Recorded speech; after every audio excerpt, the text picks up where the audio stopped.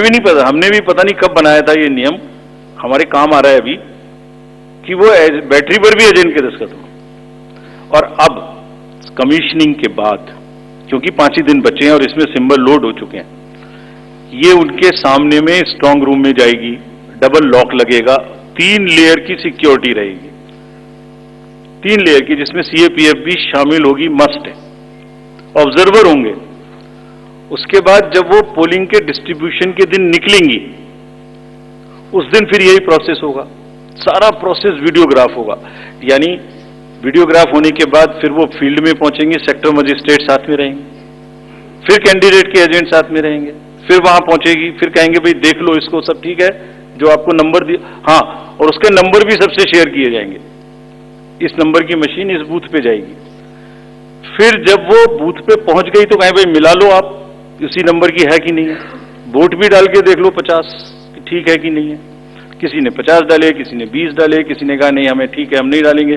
किसी स्टेज में किसी बूथ पर 20 कैंडिडेट हैं, किसी पर 5 कैंडिडेट हैं, किसी पर 5 ने कम वोट डाले, किसी ने ज्यादा डाले, बैटरी उसी हिसाब से use.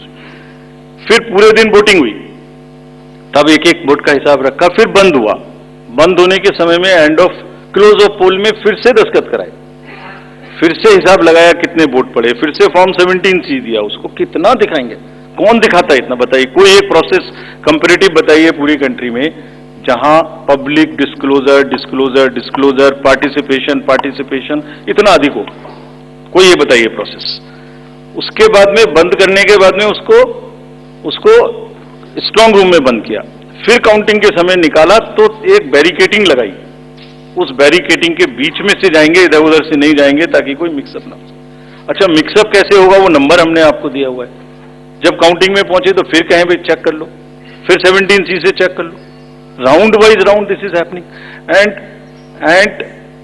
There is a provision for objecting to any of the issue relating to this at any stage, which has not happened.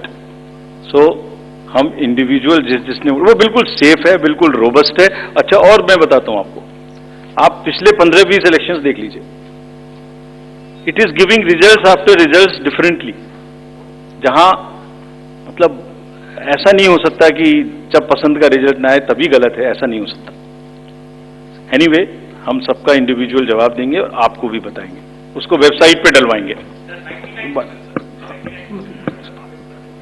जवाब दे देंगे आपको। एक FAQ भी बनाएंगे उसका,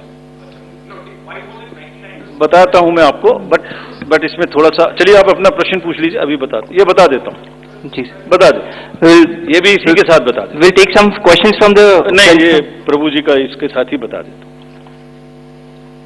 जैसे मैंने पहले बताया, ये एक सिंगल यूज बैटरी है, जब ये पड़ेगी तो 5, 6, 7 दिन के लिए इस्तेमाल होगी। इसकी जैसे आपके कैलकुलेटर में बैटरी है, I mean it is not mobile का बैटरी जो एवरी दिन चार्ज होगी, it is like calculator battery, 5 साल तक चलती रहेगी। जब शुरू हुई तो मान लिया वो 100% थी, और वो धीरे धीरे धीरे धीरे धीरे धीरे यूज डिसयूज, कितना एक्सटेंसिव यूज, कितना ग्राफ किया, सबसे यूज होती रहेगी 10 साल के बाद तक, 5 साल तक। 5 साल में जब बंद होगी तो पता लगा उससे पहले 3-4% थी, आपको पता नहीं लगेगा, सडनली बंद हो जाएगी। बट हमने प्रोविजन बनाया हुआ है कि जब इनिशियल ये शुरू होगी तो इसकी 2 चीज हुई, एक परसेंटेज ऑफ चार्ज, एक output is in terms of voltage. It's a very low required voltage which the machines require. So anything between 7.4 to 8 volt is considered कि ये बिल्कुल परफेक्ट स्थिति में है और इसको आप डाल सकते हैं। तो it is initially marked as that yes it is okay, go ahead, 99% it is charged. Now after commissioning के समय में भी मॉक पोल की जरूरत है, पोलिंग स्टेशन में भी मॉक पोल की जरूरत है, नंबर ऑफ कैंडिडेट्स भी अलग अलग है। सो ये एवरीथिंग कैन डिफर डिफरेंटली, और जब भी वोल्टेज 7.4 से नीचे आएगी तभी ये एक्चुअल वो दिखाना शुरू कर देगी। This is how it is designed. And अगर 5.4 या कोई परसेंटेज है उसके आस 5.8, जब 5.8 पर आएगी तो ये सिग्नल देगी जैसे गाड़ी सिग्नल देती है येलो बटन दबा के कि अब ये बंद होने वाली है, so please replace. This is what it is. But for general, जिससे कि टेक्निकल लोग भी इसका एग्जामिन कर सकें, आप लोग भी जान सकें, हम इसका एक बिल्कुल डिटेल बना के, जितना मैंने बताया इससे भी ज्यादा विस्तार में, इसको FAQ में डालेंगे। और जो भी सदस्य गणों ने, जो कंटेस्टिंग कैंडिडेट्स ने हमसे पूछा है और जो पार्टीज ने हमसे पूछा है, उनका हम बहुत इज्जत के साथ, बहुत सम्मान के साथ पूरा जवाब देंगे। और जैसे जैसे आरओज अपना अपना जवाब दे देंगे, we have asked all ROs 20 कि आप सब डॉक्यूमेंट करिए, सब बताइए कि कब कमीशनिंग हुई, सब बताइए कौन कौन साथ में था, पूरा डिटेल विस्तार बनाइए, पूरी प्रोसेस एंड टू एंड। और बनाने के बाद माननीय कैंडिडेट को आप जवाब दीजिए। दिस इज योर ड्यूटी इन लोकतंत्र। अगर कोई पूछ रहा है तो आप जवाब दें, हम उसका जवाब देंगे। और जवाब देने के बाद कंपाइल करके हम आपको भी सबको बताएंगे, इसको बताएंगे। Thank you. We will take one question from sir, media friend from Maharashtra also with us, sir. Gentleman in the third row, please. A few more last round. नमस्कार सर, मेरा नाम प्रमोद जगताप है, मैं सकाल मीडिया ग्रुप के शांति अच्छा, news. एक चीज और बता दूं, एक चीज और इसमें मैं आपको बता दूं, एक हमारा C&B का भी प्रोसीजर है, जो माइक्रो कंट्रोलर और प्रोसेसर को हम चेक कर सकते हैं। मुझे नहीं लगता कि इन 20 कॉन्स्टिट्यूएंसी से कोई भी रिक्वेस्ट C&B की आई है, कोई रिक्वेस्ट नहीं है। So anyway we will give specific replies of all this. Yes please. हाँ सर, मेरा नाम प्रमोद जगताप है, मैं सकाल मीडिया ग्रुप के शाम टीवी न्यूज चैनल से हूँ। मेरा सवाल जो है वो सिंबल को लिखे।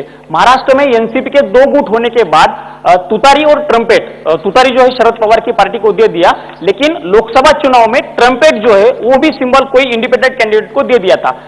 इससे ज्यादा वोट उस इंडिपेंडेंट कैंडिडेट ने लिए थे। शरद पवार के एनसीपी का ऐसा कहना है कि ये सिंबल जो है वो फ्रीज करना चाहिए। महाराष्ट्र के स्टेट इलेक्शन कमीशन ने स्थानिक स्वराज्य संस्था की जो चुनाव है उसमें वो फ्रीज किया है, लेकिन केंद्रीय चुनाव ने अभी तक उसके ऊपर कोई डिसीजन नहीं लिया। तो आप उसको लेके कोई आपकी SOPs बनाने वाले हो, वो सिंबल अभी फ्रीज करने वाले हैं, निम्न उसके का जरा सविस्तर बताइए please. Gentleman in the this side. Thank you. Rajeev sir, मैं आनंद कुमार सिंह हूँ, न्यूज इंडिया न्यूज चैनल से। सर मेरा एक सवाल आपसे है, मैंने लोकसभा चुनाव और विधानसभा चुनाव जम्मू कश्मीर कवर किया था, तो मैंने तेलंगाना में देखा कि हिजाब को लेकर लोकसभा बीजेपी की प्रत्याशी थी, तो वो हिजाब को लेकर आइडेंटिफाई कर रही थी, जिसको लेकर विवाद हुआ था। और ऐसा ही जम्मू कश्मीर में भी हुआ, किश्तवाड़ से शगुन परिहार को उम्मीदवार थी बीजेपी की, तो वो भी हिजाब उठाकर शक्ल देखने को लेकर, आइडेंटिटी को लेकर देखना चाहती, जिसको लेकर विवाद हुआ था। दिल्ली बीजेपी ने आपको लिखा है कि इसको लेकर एक SOP बनाई जाए जिससे आइडेंटिटी क्लियर हो सके। तो मेरा सवाल आपसे सीधा ये है कि डेमोक्रेटिक राइट या कल्चरल राइट, आप किसको आगे रखेंगे? Yes, please. Please to the gentleman. जी सर, एक सवाल ये भी था कि आपने एक करके we will go by Anuj please. Rajeev sir, अभी जो आपने चुनावों की तारीखों का ऐलान किया है, लेकिन उसमें कुछ ऐसी सीट्स हैं विधानसभा जहां पर उपचुनाव होना था या लोकसभा जिन पर नहीं ऐलान किया गया, वो कौन कौन? सब पर यूपी की 10 सीटें थी। 10 की 10 होंगी। 9 सर, 9 किया है। Basirhat is under the election petition. There is an election petition in Basirhat, so that is one case. 10 सीटें थी ना। Milkipur also is under election. So let me say it that way, जहां इलेक्शन पिटीशन नहीं है वहां सब में हो रहा है, ठीक है? वो दे देंगे, वो 2 तो मैंने बताई थी आपको। चलिए, let us go orderly. Yeah, please follow a system. Thank you. Two more questions. Two more. This row. Green. 2 last questions, please. Sir, this is Nishant Azad from Organizer English Weekly. My question is that misuse of AI and deepfakes is increasing. So, what are the steps Election Commission is taking to deal with this issue?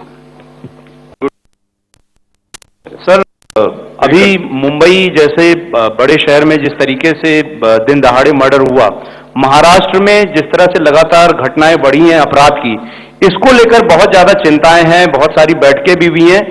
इसको लेकर किस तरीके से चुनाव आयोग ने इससे पहले हालांकि बैठक की थी, अब किस तरह से तैयारियां की जा रही हैं ताकि खास करके शहरी इलाकों में जहां पर आप वोटिंग परसेंटेज वैसे भी कम देख रहे हैं, बांद्रा का इलाका हो, जुहू वर्सोवा, कैसे लोगों में कानून और व्यवस्था के लिए लोगों के मन में विश्वास पैदा करेंगे ताकि लोग वोटिंग के लिए ज्यादा से ज्यादा निकलें? Thank you. So We will take one more question, sir. Let him answer. Let him answer. Let me answer these questions first. About this symbol, first question is about the symbol of the NCP. NCP का जो symbol है, man blowing turi. So उसमें हमारे पास में 2 request आई थी NCP SP से। एक तो ये आई थी कि उनको जब हमने रिकॉग्नाइज कर लिया है स्टेट पार्टी तो उन्हें हम कंट्रीब्यूशंस रिसीव करने की भी स्वीकृति दें, और दूसरी रिक्वेस्ट आई थी कि उनको का सिंबल है वो प्रोमिनेंट नहीं है, वो जब वोटिंग मशीन के बैलेट यूनिट के अंडर में छोटा दिखाई देता है तो उसका रेशियो ऐसे चेंज कर दीजिए कि वो स्पष्ट से मैन ब्लोइंग तुरी दिखाई देने लगे। और दूसरी रिक्वेस्ट एक और भी साथ में थी कि उस जैसा एक कोई ट्रम्पेट है उसको हटा दीजिए। 3 रिक्वेस्ट।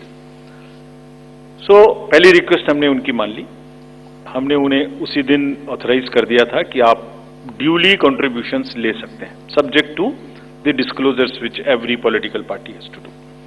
सेकेंडली, हमने उनको लिखित में ये भी छूट दी थी कि आप खुद हमें बताइए कि आप अपने सिंबल को मैन ब्लोइंग तुरी को किस तरीके से बैलेट यूनिट में दिखाना चाहेंगे। तो उन्होंने कहा था हम इस तरह से दिखाना चाहेंगे, 1-2 चॉइस दी थी, जो उनकी पहली चॉइस थी वो हमने मान ली। सो इस इलेक्शन में उनका सिंबल वुड भी ज्यादा दिखाई देगा, मतलब प्रोमिनेंटली दिखाई देगा। तीसरी रिक्वेस्ट थी वो एक ट्रम्पेट है इस टाइप की जो कि मैन ब्लोइंग तुरा से बिल्कुल डिफरेंट है, तो कमीशन ने उसी दिन बताया था कि वो उससे डिस्टर्ब नहीं करता है। So all the 3 have been accepted, that is 1. All AI and deep fakes, this is a very, very contextual question. This is disturbing all the elections world over. I have said it earlier also. It's a very serious issue. हमने इसके लिए 2-3 चीजें की हैं, और आपने अगर 24 parliamentary election में देखा होगा, सो ऐसी घटनाएं हम रोक पाने में सक्षम हुए थे कि किसी की फोटो किसी के साथ लगा दी, किसी की आवाज किसी के साथ मिला दी, इस तरीके के बहुत पॉसिबल AI रिलेटेड न्यूसेंस हो सकती थी. We were able to control it essentially through the control rooms which have been set up, social media teams which have been set up in all the districts I am saying, and in police headquarters